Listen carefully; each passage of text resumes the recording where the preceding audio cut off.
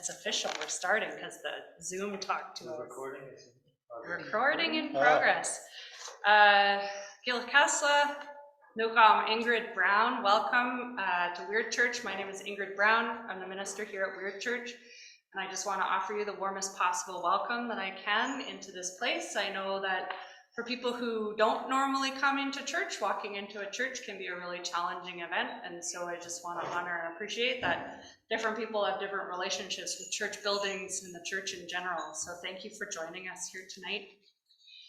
Weird Church is a place where all are welcome, regardless of faith, tradition, background, race, ethnicity, sexual orientation, gender identity, where you are in a journey of life, where you come from and where you're going. This is a place where you can belong. And I just want to make sure that everyone knows that they are perfectly welcome in this place. If I didn't burst into flames when I walked in the door, then neither will you.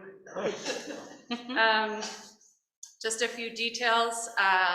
There are washrooms downstairs. Navigate through the daycare to find them. If you need anything, there's some tea and snacks at the back. You know your body, and so as your body needs to move for snacks so that you can digest internally what we are digesting in our brains and in our hearts. And if you need to use the washroom, please do so. The same is true for folks who are joining us online. You know your body's best, so please move as you see fit. I just want to take a minute and acknowledge too that the work and the discussion that are underway here, hosted by our Truth and Reconciliation team, as we invite discussion and conversation from our esteemed guest, it can be really difficult conversation. And I just want to make sure that you know you can step downstairs if you need a minute, or outside if things become unpacked and in a few days you find you need to talk to someone. You're welcome to come and talk to me, or to talk to the person who is your person that you talk to about those things, but just don't let them sit and fester and grow, and they'll inevitably come out, but they'll come out in weird, not the good kind of weird ways. So I just want to invite everybody into a posture of curiosity and openness, gentleness and care with yourselves and with one another. And I'd like to invite a member of our team, Sarah, to come and offer the land acknowledgement.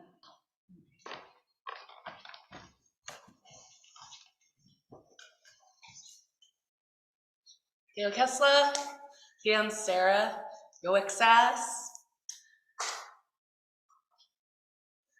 My heart is full and happy to be here today doing this acknowledgement. I am deep in the work of breaking out of my colonial conditioning. And each day I come asking for invitation to this land, the Comox First Nation territory, the Quechua and North Coast Salish speaking peoples. And I acknowledge that I'm an uninvited person, and we colonizers are all on stolen land. My ancestors came from Scotland and England and settled in the area currently known as New Brunswick, Micmac territories. I realize my family's health, wealth, and privilege is deeply woven and is a result of the care and attention to all the lands of Turtle Island that the elders and ancestors gave ceremony here and continue to steward these lands in a good way. And I ask for each of you to consider how we can each come in respect and in connection in our relationships and acts of reciprocity with these lands. I feel so blessed to be able to ingest some of that hot smoked chum salmon that came from Port Alberni, and I hope that others today are able to do that. Salmon are so sacred and vital to our lands across Vancouver Island, and what a gift, it's so yummy. So I'm going to continue to honor the ancestors and be on a path of truth and decolonization and indigenizing and reconciliation. And I invite all of you to do this in your own good way as well. And I'm so grateful for the patience of Indigenous knowledge keepers patiently coaching colonizers through this learning and walking with us in such a good way. Kessler, thank you. So I just want to take a moment and recognize too our esteemed invited guest, whose biography I've just misplaced. It's like my nerves are getting to me. I had the privilege of meeting the Reverend John Snow Jr. Just down island a little bit at Camp Pringle, which is a United Church of Canada camp, where he came to do some teaching with some of multi-generational families. And I feel so nervous to welcome him here because I really respect and care about him. So I really appreciate that you're here today. John is an advisor, a teacher, a consultant for Indigenous communities, colleges, universities, governments, and churches. He is an Indigenous instructor and lecturer for traditional, cultural, land, and environmental courses, a lead writer, researcher, and interpreter working amongst Indigenous elders on multiple projects. Reverend Snow is a specialist on legislative, regulatory, and corporate processes. In '96, he finished a Master of Arts degree, political science from the University of Calgary, specializing in public policy, law, and administration. In 2022, John completed a Master of Divinity degree from the Vancouver School of Theology, advising on reconciliation and unmarked graves. His visionary approach has shaped and implemented innovative solutions for mitigating issues of sensitive Indigenous, traditional, cultural, sacred, and burial sites. John is a Nakota pipe holder, knowledge holder, and knowledge keeper. He is ordained in the United Church of Canada and pursuing his PhD through Vancouver School of Theology in Pretoria, South Africa. I'd like to invite you to come to the front. Thank you so much for joining us.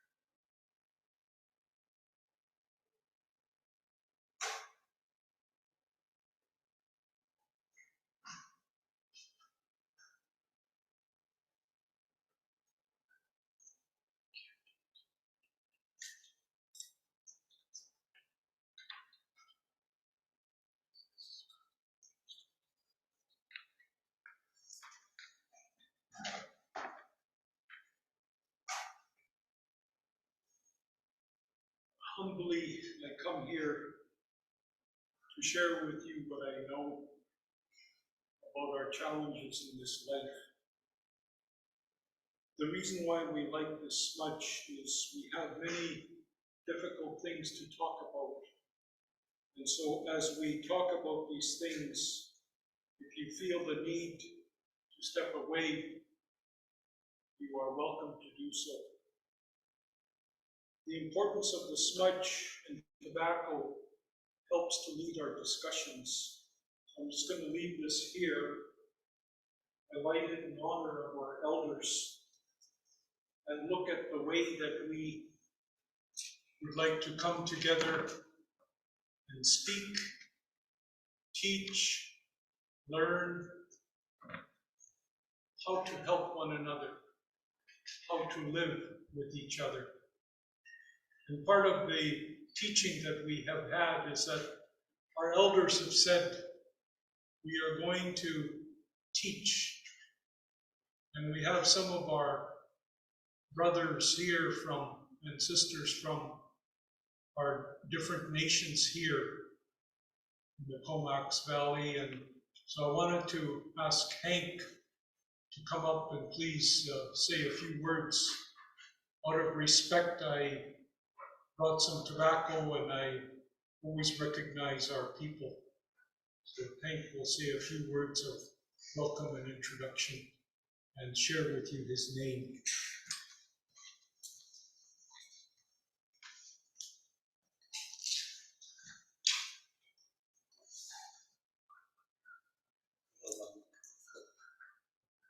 Can you guys hear me? Sorry, I'm not used to having my hat on and blocking the mics so I can't hear. My name is Hank B. I am from Village Island, Wakeman Sound, Greenville, Gitwanga.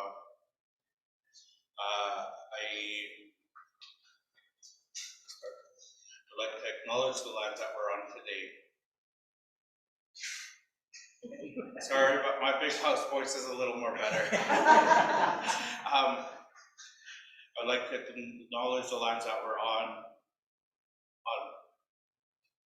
this side of the Comox Valley.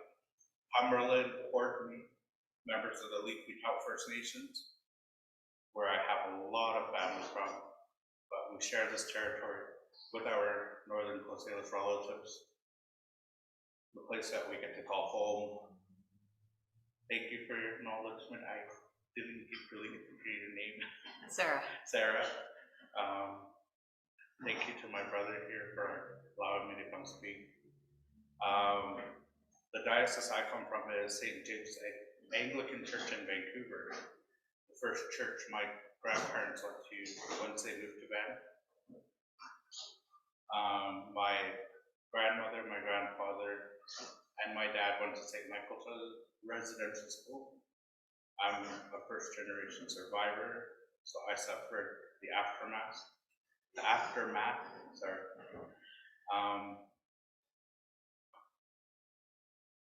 It's hard because when I think about it, all I remember is what the Crown did to me. Not the one in England, but the one here. Our representatives, our supposable allies that were supposed to protect us on this side of the Rockies, because each individual village and community out here, we are sovereign nations. We sign an alliance not to be conquered. That's one of those things for me that's most endearing, because I recognize that acknowledgement to protect my children from NCFD, to fight the RCMP, because I have that right, but I don't because I'm scared of them. I was raised to be scared of them through the church.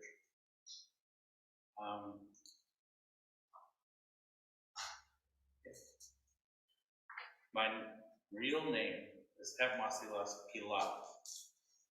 And again, Hepmasilas Pilat.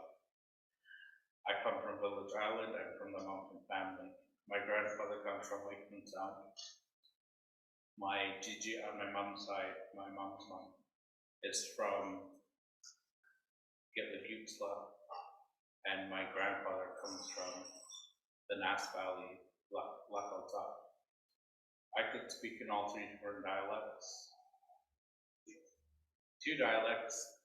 One of them is the Gitsan and Ishka are very similar. So that Samayagat, Simdigat, Sagarahanax, Kupskulultun, but had Skrilni, Nidlan, Harak, Skunarani, then Doik some Sakni, then Doik some Sakni, then Doik Sakni. The greeting I just did was Chiefs, Matriarchs, young people, high rank, honored guests. Thank you for being here. Thank you, thank you, thank you. The Doik some Kelakas.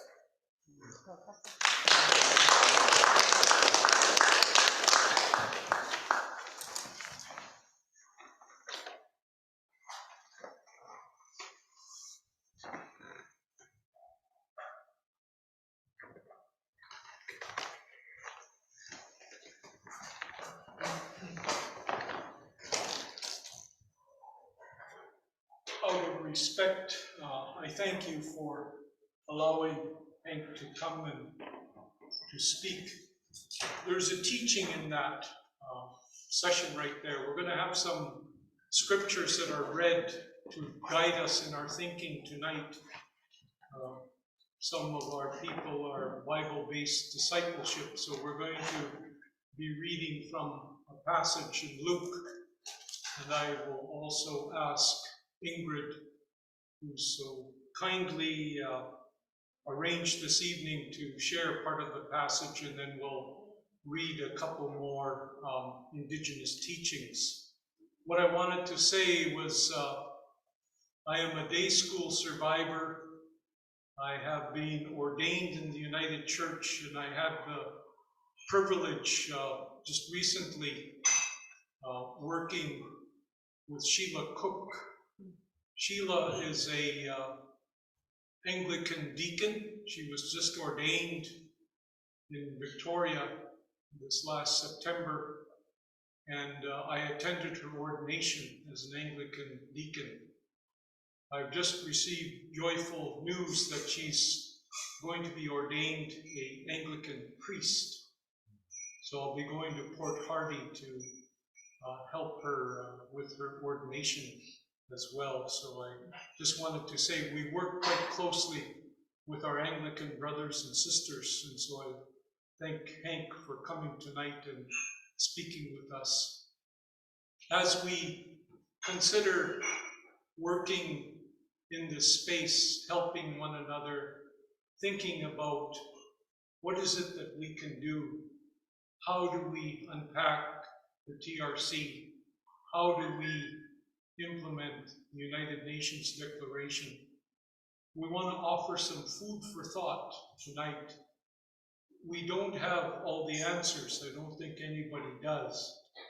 But I believe in discussion. I believe in dialogue. I believe in opening up ourselves, listening to one another, and hearing the voice of Creator.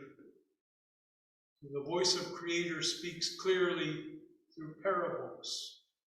One of these parables that I teach from is the Good Samaritan.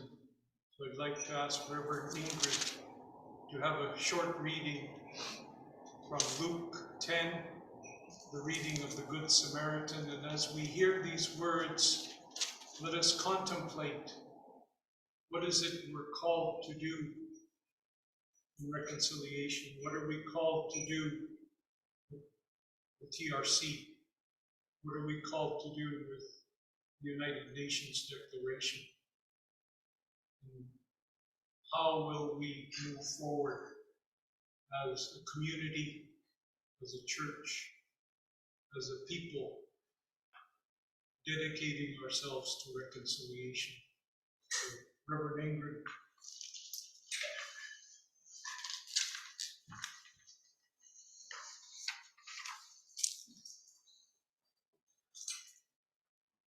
Just then a lawyer stood up to test Jesus. "Teacher," he said, "what must I do to inherit eternal life?" He said to him, "What's written in the law? What do you read there?"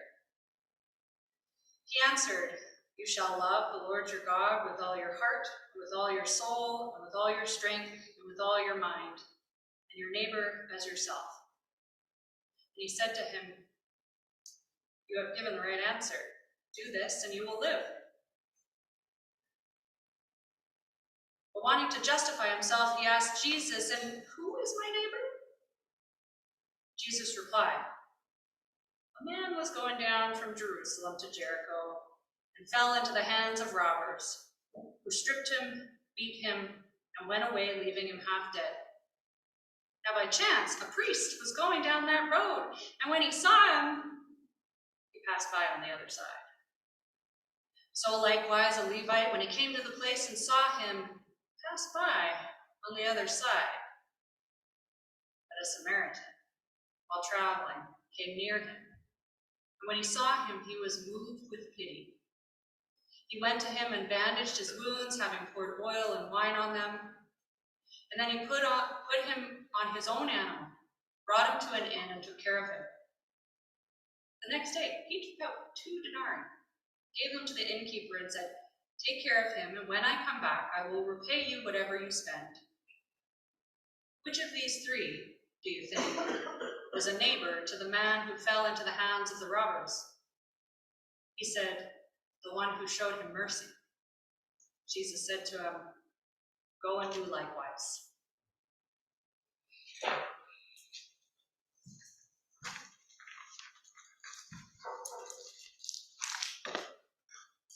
Praise be the word of God. I also wanted to share a reading from our First Nations New Testament. So as we talk about reconciliation, as we talk about the word, I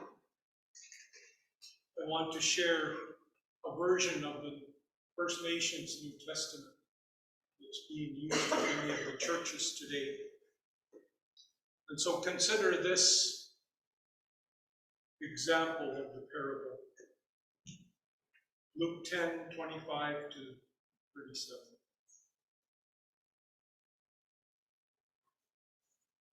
A scroll keeper who was skilled in his knowledge of tribal law came to Creator sets free, Jesus, to test him and trap him in his words. Wisdom keeper, he said, what path must I have? The life, what path must I walk to have the life of the world to come that never fades away, full of beauty and harmony? He answered him, what is written in our tribal law about this? Tell me, how do you see it? The scroll keeper spoke from the words of the law. You must love the Great Spirit from deep within, with the strength of your arms, thoughts of your mind, and the courage of your heart. You must love your fellow human beings the same way you love yourself. You have answered well, Creator sets free, Jesus said back to him. If you walk this path, you will live. But the scroll keeper, wanting to look good to others, asked him, who are my fellow human beings? Who are my neighbors? With the reading of the Good Samaritan and hearing the Levite pass by and the priest pass by, where do we find ourselves in that parable? Who are we? Are we the Samaritan?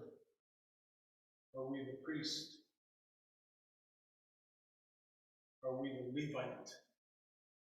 And how will we answer? So I offer this as a food for thought, talking about what is possible.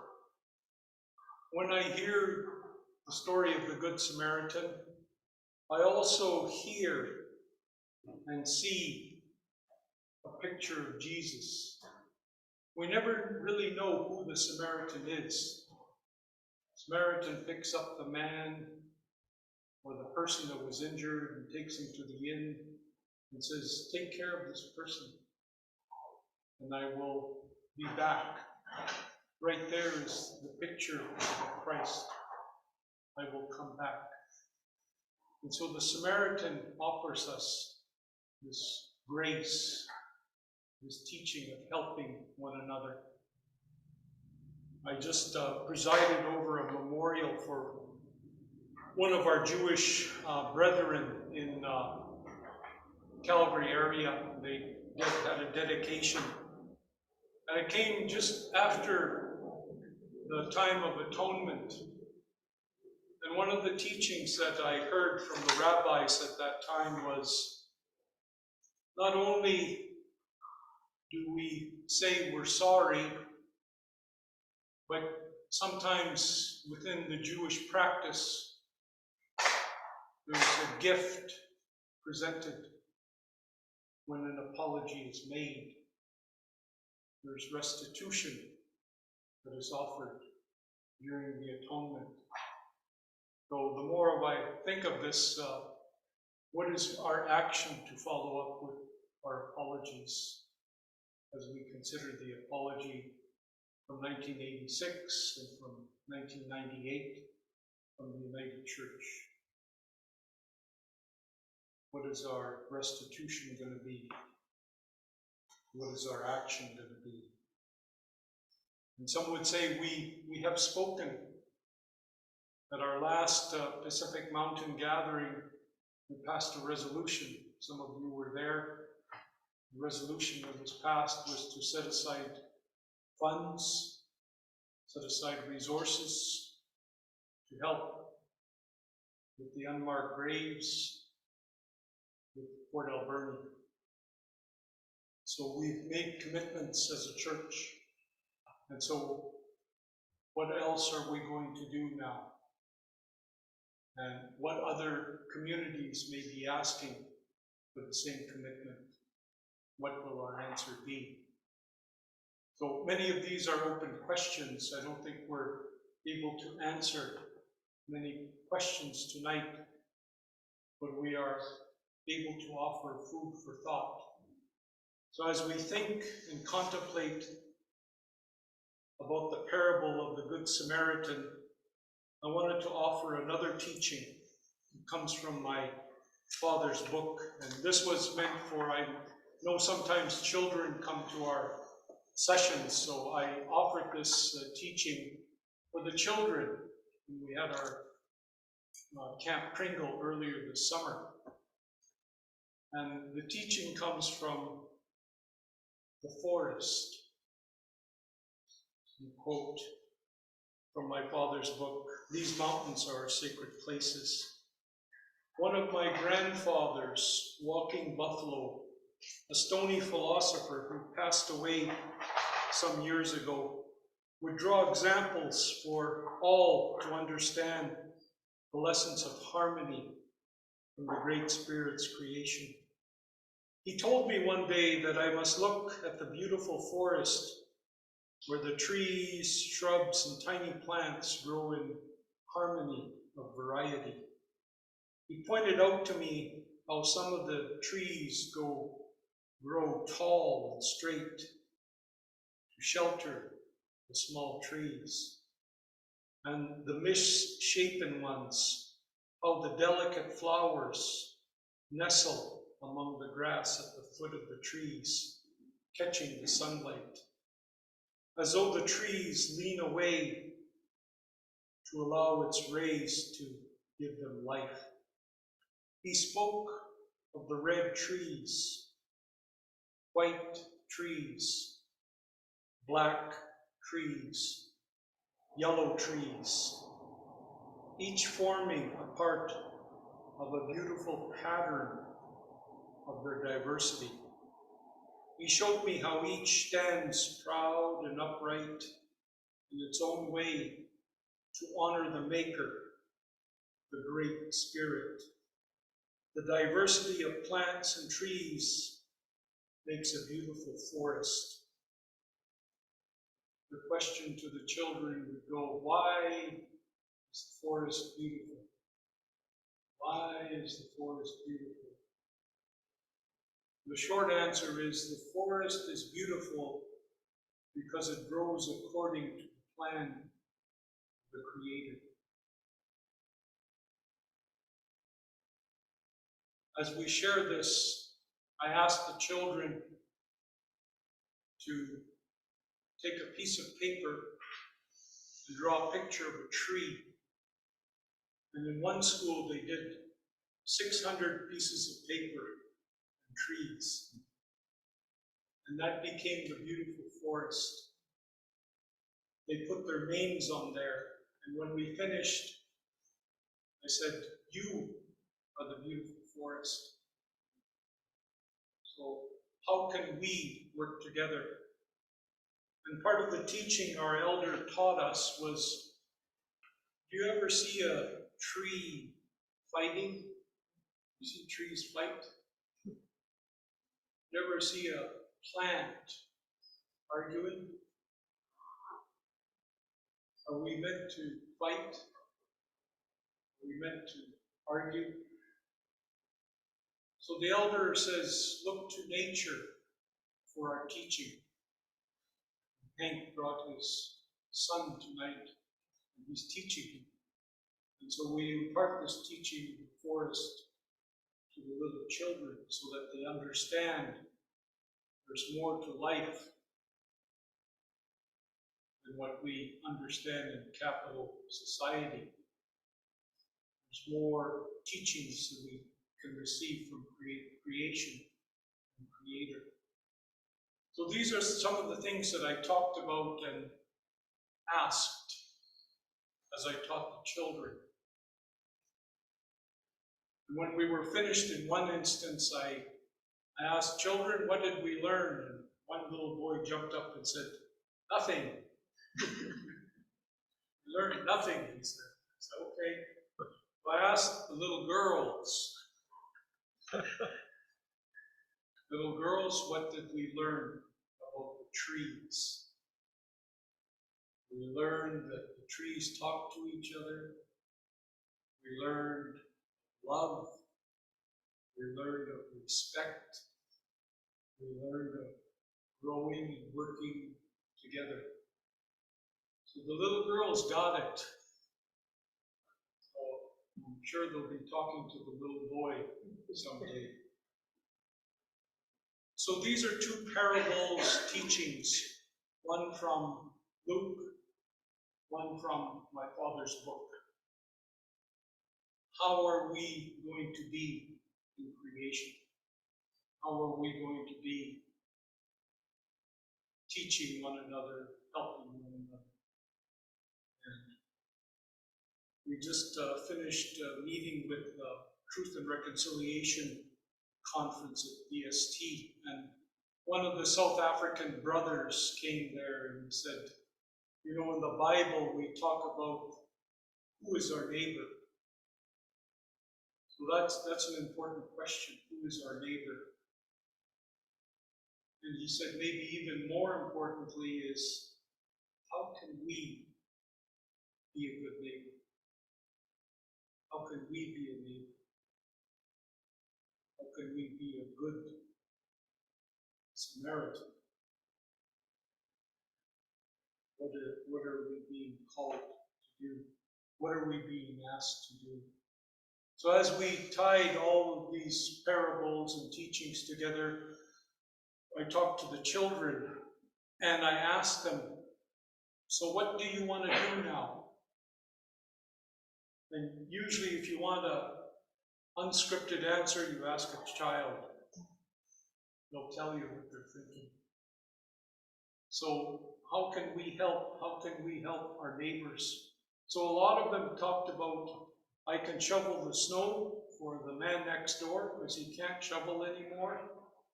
I can go and help do a garden for the people that can't do their gardening.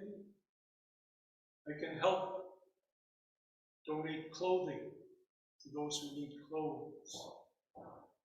I can also provide for food vouchers or contribute in the community garden, picking potatoes and providing for those less fortunate. So the children knew already. And one of the other elders that was in our area there, from one of the neighboring First Nations, he said, well, the question we need to ask ourselves is, what can I do? What can I do to help? And so they contemplated that and they got busy. What can I do? And then after a few months, they were doing their work, and I was asked to come speak to the children. And I said, let's look at that question, what can I do, and what have you done? And so they picked apples, they cleaned up garbage, they donated clothing. And so now I said, think of what can we do? What can we do together? How can we work together? And so the teacher talked to me and said, how do we organize this type of group activity? And I said, you could make them pick different types of group activity, and they could have different names. It could be the trees, the animals, the flowers, and they could decide amongst themselves what they want to do. So I'll be going back in the next few months, and I'm going to see what the groups are doing now. We've been busy setting up a reconciliation garden, doing reconciliation worklets, really unbelievable. And so as we unpack the TRC, I wanted to share some of these thoughts and ideas. This is what some of the children are doing, and if we think of our Creator, he said, "Suffer the little children to come to me, such is the kingdom of God." So right now, I was going to ask you to go into little groups and think of a couple questions. What do we know about the TRC? You could just have a group over here and a group over here. What do we know about the TRC and UNDRIP? And how can the teaching of the forest guide us? And you can go together in circles and we'll just speak for a little bit and kind of share some ideas with each other. We'll do that for about 5-10 minutes, and then we'll come back to hear about the group. When you have your group, have someone that's going to report back. We have group A and group B. So you can gather and start sharing with each other some of your thoughts. And there's some snacks at the back. We'll have snacks.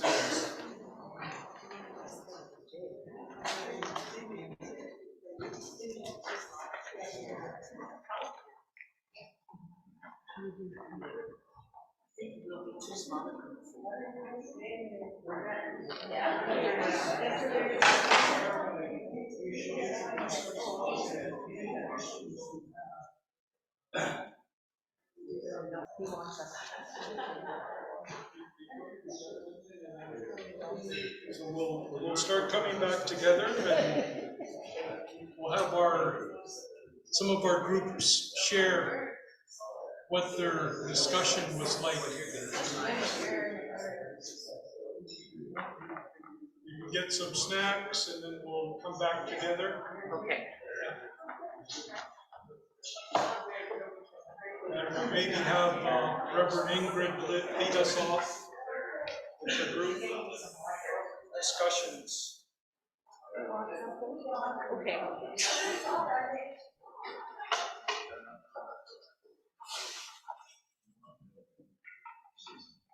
Dee must have been put in the car, right? She's not poor. She has a wonderful life. She does. Everybody knows it. Yeah.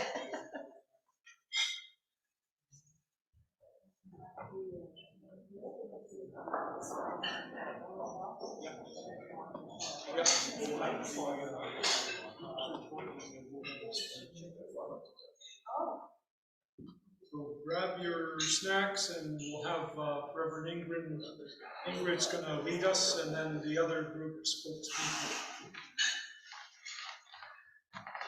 While you find your way, John has referenced two different books. One is the First Nations version of the New Testament, and the other one is These Mountains Are Sacred Places, which is his dad's book. I have copies of both of these if you want to take a look at them, or you want to read them, or borrow them, or you want to look right now. You got it.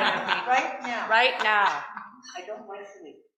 I don't get my one beat from Right? nowhere. Yeah. I don't get my one beat from nowhere. So I'll just open up with a few thoughts that came out of our group.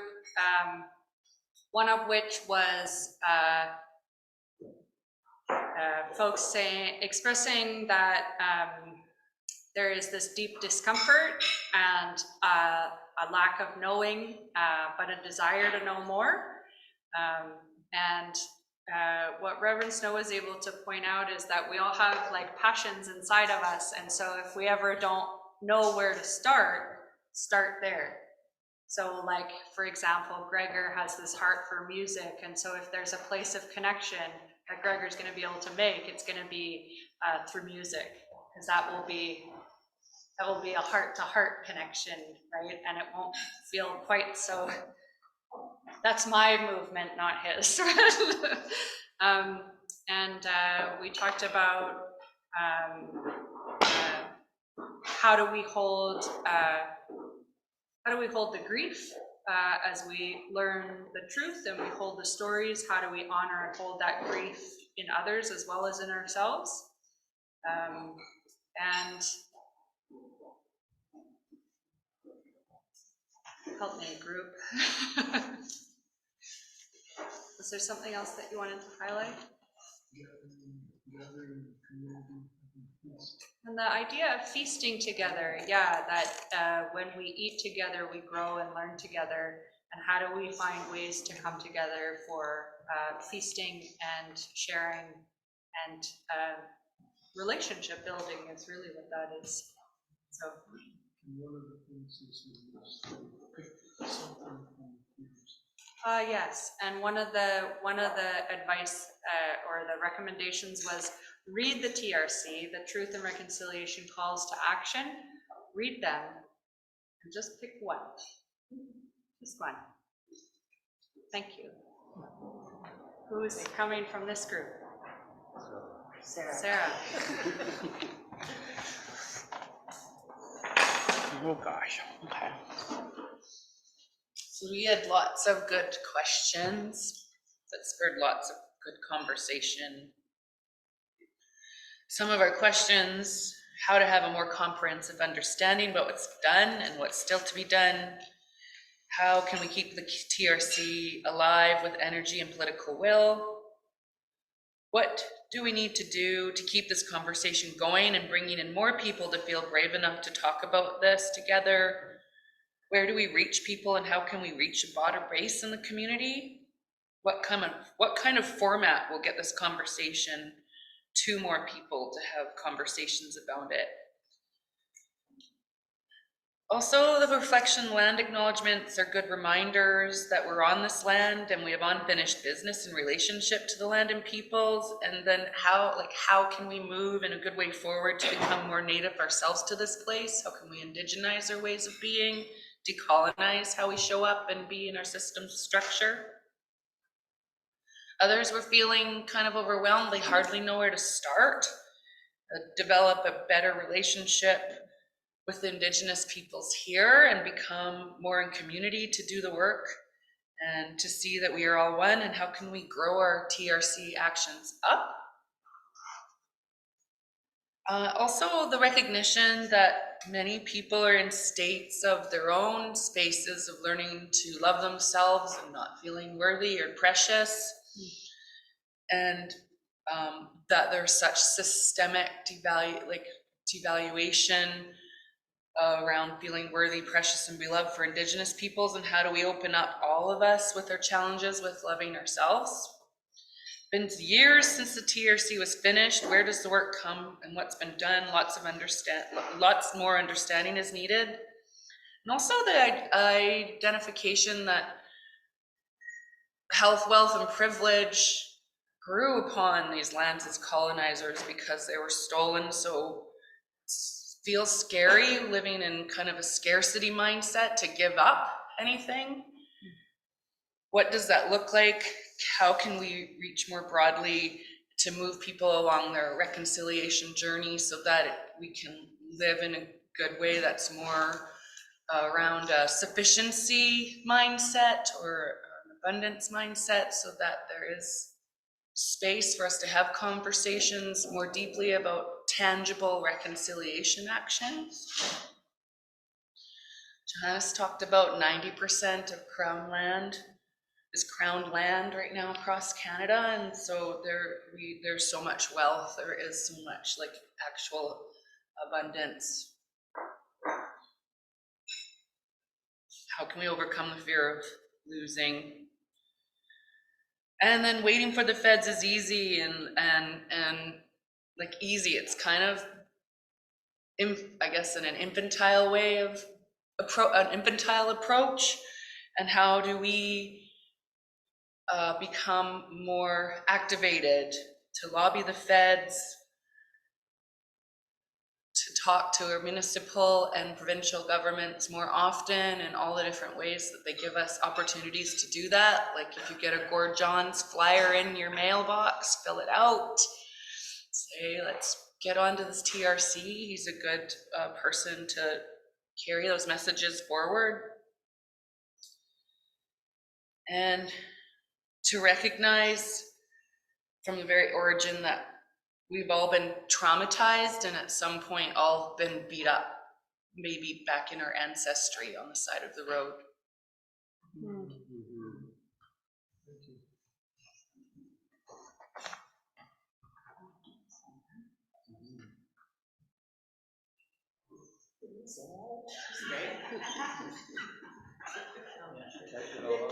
Champion note taker. Tell us your name. Okay. My name is Virginia, and our group took lots of notes and had lots of questions, but we also had the honor of hearing Hank share a story, which hit at me personally really hard. And what I got out of that was that we need to move forward in a good and peaceful way to coexist as humans with no color barriers, like Ingrid introduces at the beginning of every church, that you're welcome here no matter who you are. We talked about education in the school and how to teach reconciliation with empathy as settlers and help in the role of decolonization. Someone expressed how we work with our Indigenous persons with respect to Canadian law after reading Jody Wilson-Raybould's book, The Indian in the Cabinet. There was a question around how do we connect with our First Nations brothers and sisters and work with them in respect when you work alongside them in your community? How do you take the message of the Truth and Reconciliation Commission, TRC, out to the settlers in very settler communities? And that was a comment from someone who lives beyond the walls of the Comox Valley. How do we take reconciliation and make, I can't even read my own writing. I was trying to write so fast. And just big picture questions. But a lot of the questions that we had were also questions that the other two groups had. Thank you, Virginia. So as we gather and as we contemplate, these are times to share our thoughts. These are times to share our hopes, our dreams, what we feel, what we're called to do. Just recently I had a trip and I had a visit with, some of you may know Shane Jackson from Seachelt. Well, he was a lawyer and he's gone back to development. And what they're putting together are these cedar structures. So they're putting together spaces where they can practice culture, practice their traditions, practice their ceremonies. And they're doing this within different communities. So if you Google or take a look at YouTube, you'll see something on Ucluelet. The Ucluelet people have just put together a cedar building. And in there, they're coming together to learn their traditions, their culture. And they're sharing with the young people. So they're trying to engage the young people away from addictions, away from challenges in society. And so they're putting these big houses together, these long houses, and they're beautiful.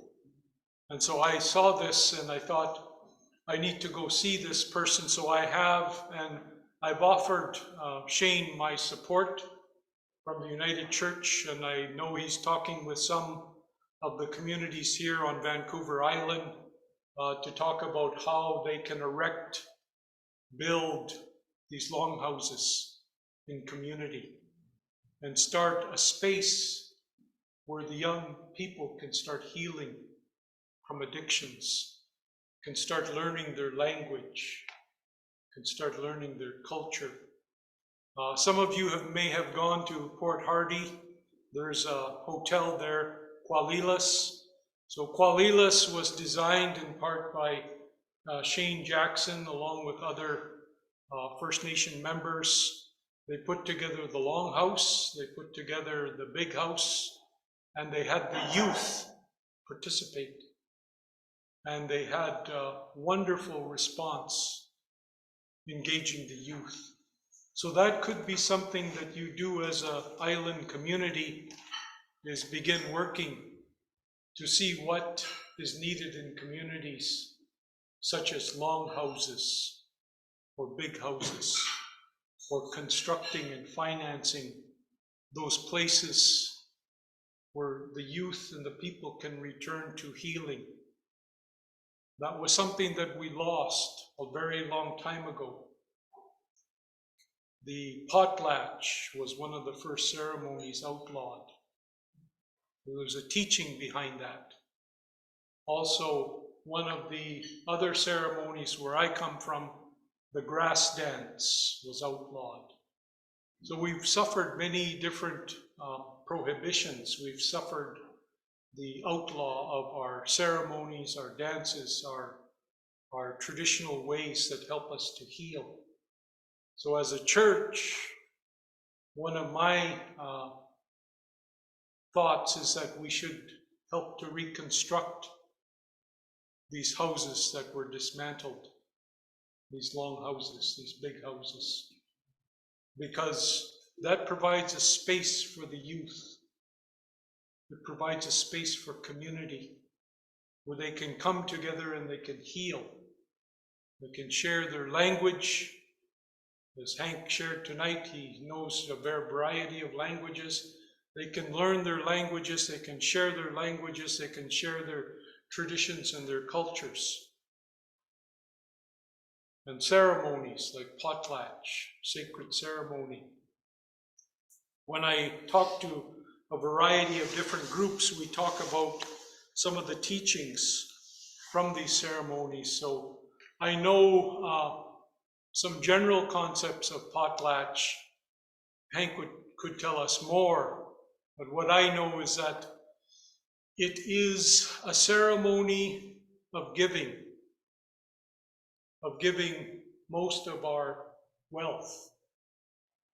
The teaching there is, in the past, they've given 90% of their wealth. They've given 90% of what they have. And I think of our challenge as Christians. What do we give? We struggle with 10%. We may hide the rest in a Swiss bank account or Cayman Islands.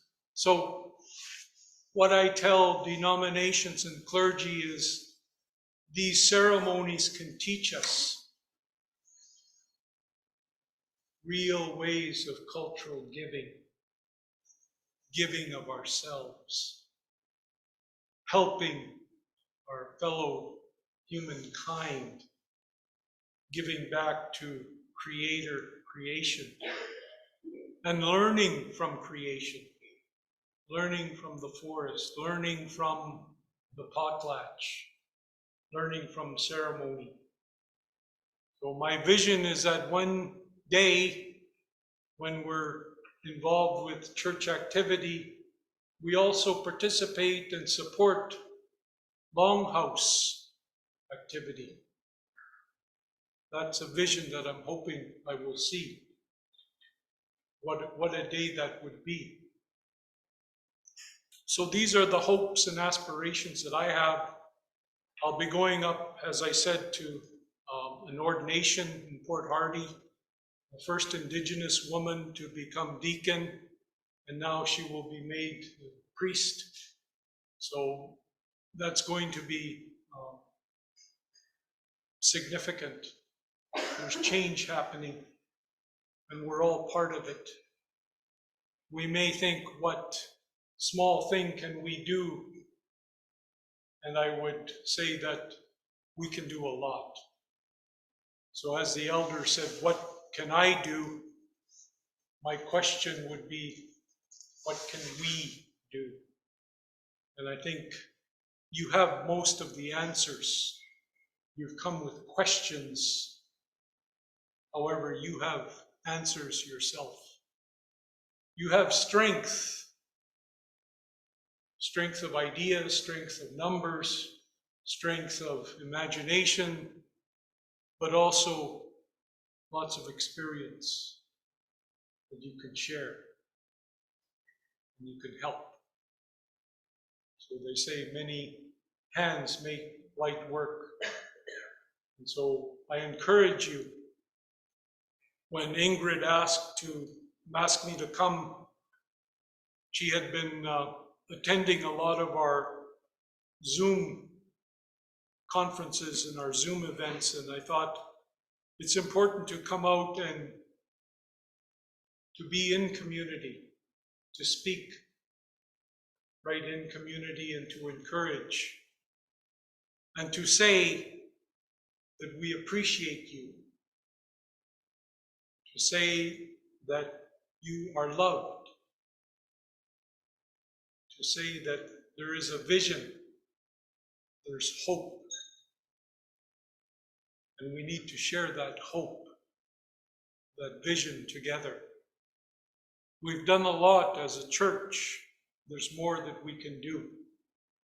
And so part of that is to visit, to come into the congregations, to communities, to help where we can, to provide support, and really begin healing the ministry, begin healing the church, begin healing community. These are all things that speak to me when I hear the parable of the Good Samaritan. So the question becomes, where are we going to be in that story? Who do we want to emulate? How do we want to move forward? And what gifts do we have? What gifts can we bring to community, to Creator, to our family, and to ourselves? By helping others, we also will help ourselves, and it'll be healing. And so these are part of the things that I wanted to share. And we just have some summary slides that we're going to go to. And Reverend Ingrid's going to help me with that. So I just wanted to provide an overview of where we've been as a church and where we've been, the orange slide, where we've been with the background. I don't know if we can make that bigger, but as big as you can. So what we put together here is in the beginning in early 1970s, and I wanted to share this with you. The community that I come from is Morley, and we had a gathering there, and it was called the Indian Ecumenical Conference. Many Anglican priests came there. They worked with my late father, Reverend Snow.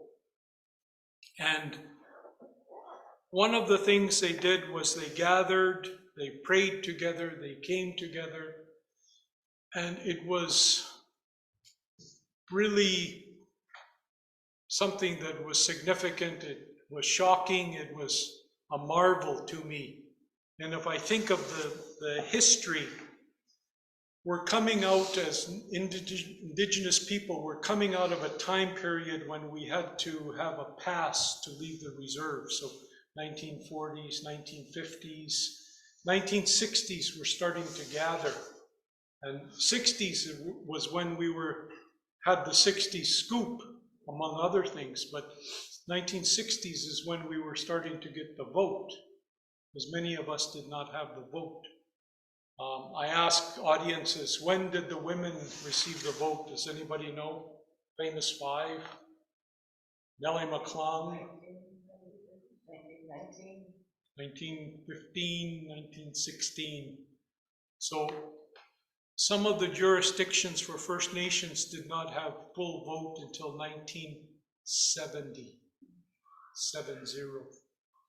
So there's no political efficacy, there's no history, there's no background, limited, because we couldn't vote.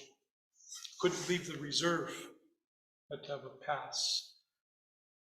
The pass system in South Africa is designed on our Indian reserves.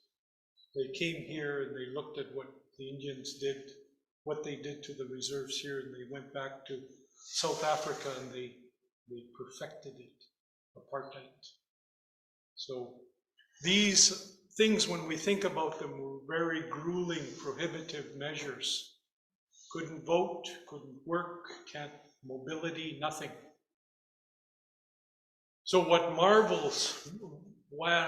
marvel at is the first thing they come together in the 1960s, 1970s, all these different First Nations, from Vancouver Island, the interior, Saskatchewan, Manitoba, Alberta, they all come and congregate.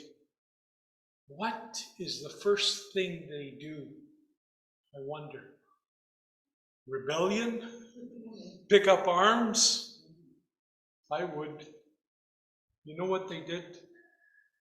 They called for a national day of prayer.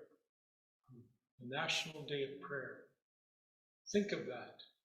You've lost your voting rights, you can't work, you can't get education, you can't vote. They call for a national day of prayer. And that's what comes out of the ecumenical conference. Guess who's one of the first to recognize that National Day of Prayer? United Church of Canada recognized the National Day of Prayer, followed by the Anglican Senate. So in 1970, the United Church, the General Council said, we recognize the Day of Prayer, National Day of Prayer for Indian people. And the Anglican Senate said it in 71. So we have a long history as United Church and Anglican. So it's poetic that Hank is here. As Anglican and United Church, we work together. As ecumenical partners, we've been working together a very long time, so it's significant to be together still. And to have this day of prayer, which was decided to be June 21st. We know that as Indigenous Day. So that comes from morally, it comes from the Anglican priests who came there and supported. So that's the importance of 1971. Ultimately, it would become Aboriginal Day in 1996. And so now we have Aboriginal or Indigenous History Month, and that's in September. Or in June. So now we're looking at the development of different days. Orange Shirt Day, Indigenous Day, all these important recognitions.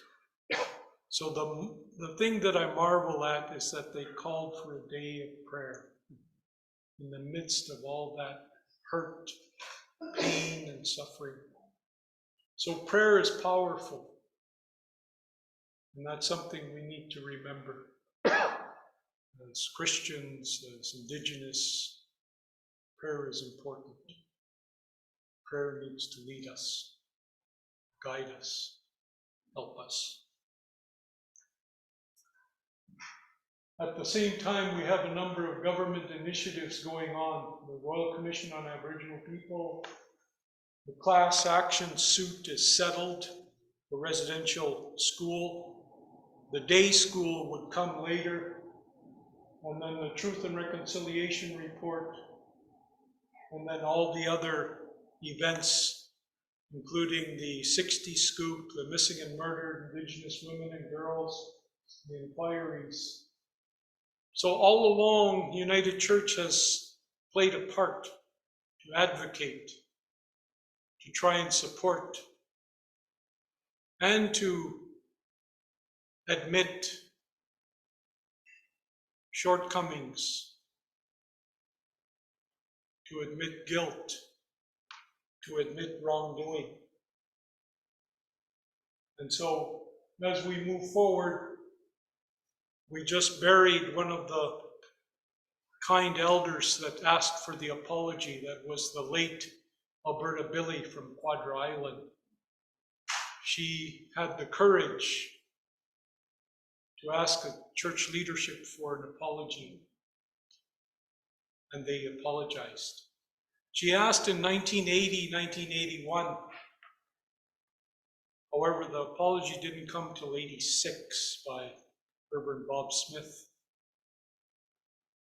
The late Bill Phipps apologized for the residential schools, 1998.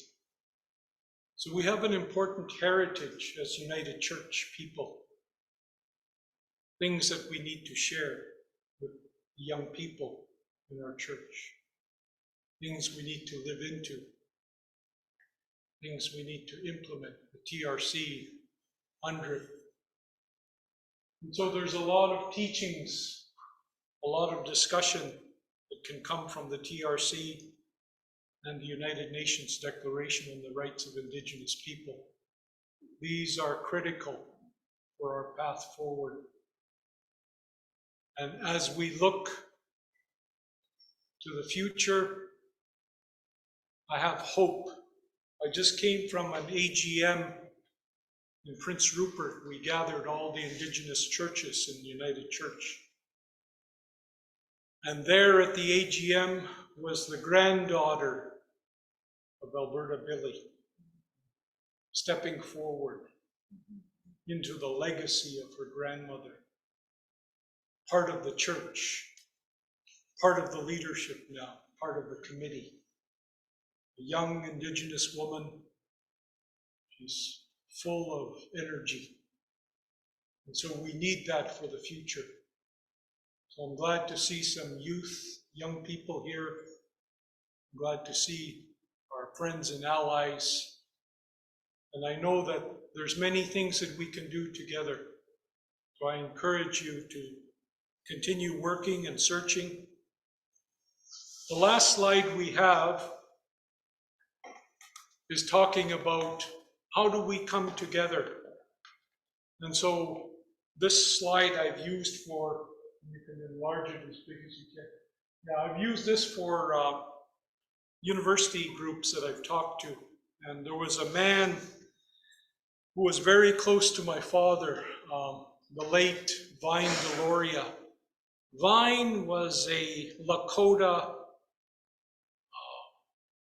attorney. He was a legal scholar. He was also a theologian. He had scathing reviews of Christian churches. And he challenged many of the Christian writers of the day. What Vine shared in one book is called We Talk, You Listen. He wrote this in 1970. We're only now able to understand what he was writing about. You see the line up there, there's a line. And I depict and describe that line as linear thinking, Western linear thinking. So this is what, I'm paraphrasing Vine because we'd be here for a few hours, so I'm just gonna say linear thought. So linear thought for me is you're born, you get as many toys as you can, and then you leave this existence. So that's the linear thinking. The other thinking Vine talked about was the circle, or the holistic. We are part of the circle of life. We are part of the ocean. We are part of the land. We speak to the animals. We talk to the rocks. We listen to the trees. Those are holistic thoughts, holistic paradigm, holistic thinking.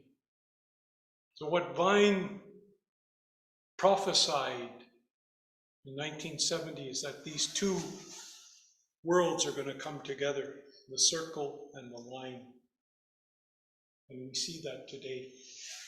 He died a few years ago, about 10, 15 years ago, and I see what he's talking about now. Funny how we get wiser when we get older.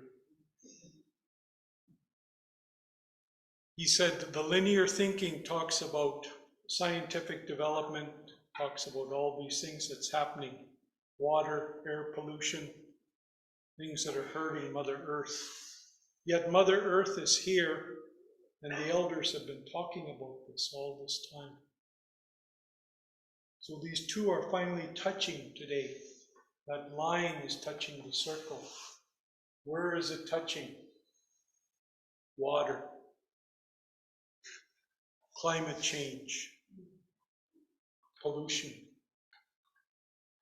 The elders have something to say about that. And the scientists need to listen. So that's why I say, Vine said this 50 years ago.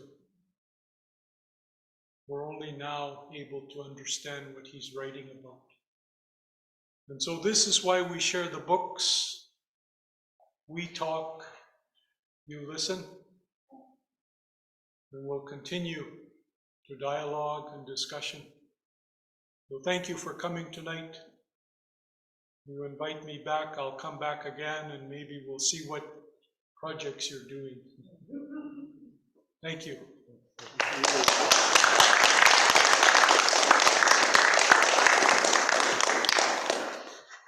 Thank you so much for coming. Yeah.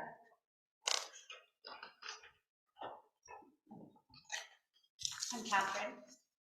Thank you so much for coming to share with us and to open us to have great discussion with each other. And I can't guarantee a big house when you come back, but I love that you planted that seed in us to encourage that. Thank you very much. These are some Comox Valley treasures. Okay, thank you very much. Thank you. And Catherine, I'll have something for you and I have something for Reverend Ingrid. So this is for thank you to Cumberland for allowing me to come speak. So it's just a little thank you note and some munchies in there you can share. I'm not sure if it's enough for everybody. Chocolates. And call up Reverend Ingrid, just a thank you note and more chocolates for her. She had arranged for a place for me to stay and asked me to come tonight, and was gracious when I couldn't come, I think about 3 or 4 times, but she kept offering.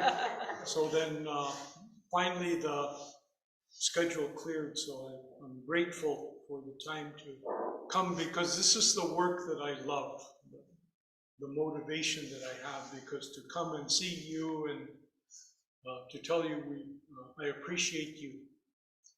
I had to go through seminary, and without the support of you, mission and service, I wouldn't get through, because sometimes we don't get help from our own communities. So I had to rely on faith and the church. And so the faith in the church is what basically carried me forward.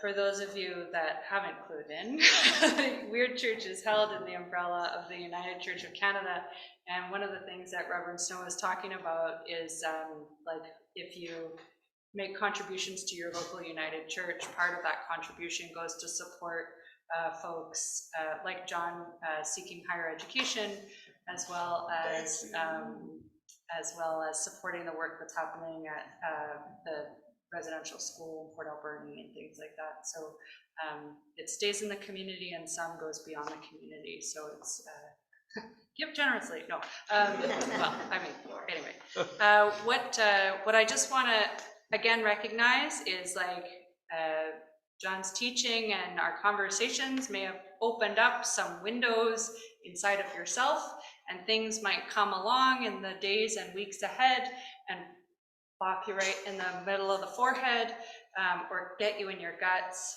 You might see things differently, you might walk differently as a result of being here today. And so I invite you to walk with tenderness and with care. You know, try to stay in that holistic thinking place, or at least that little tiny little spot where it touches. And be kind and generous with yourself, remembering that you're not alone, that you walk in community, you walk with the Great Spirit and the Creator, and that if you need support, support is there in me, in one another. So I'll stay here as long as the church, as long as you want the church to be open, I will happily leave it open. There's some more snacks, there's some more tea. Just put on a little Jeremy Dutcher because he's rad, and we can mingle about. I wanted to show Hank, what's your son's name? Gregory. So Gregory put together a tree.